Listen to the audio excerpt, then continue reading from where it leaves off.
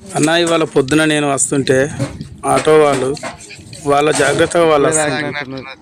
వెనుక నుండి వెళ్ళి లారీ వచ్చి తాకితే చూడండి ఆటో పరిస్థితి చాలా అధ్వానంగా వాళ్ళందరూ మొత్తం ఇష్టం వచ్చినట్టు ఎక్కడ పడితే అక్కడనే పడిపోయారు.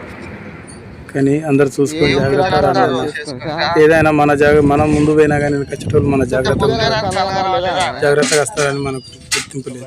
అయితే ఇట్లా పోతాను వాడు వచ్చి ఇట్లా మూలకు తాకిచ్చినట్టుంది. కదా కొంచెం తాకినా చాలు అటు అట్టిగా లేచి పడుతుంది చెయ్యిరిగి.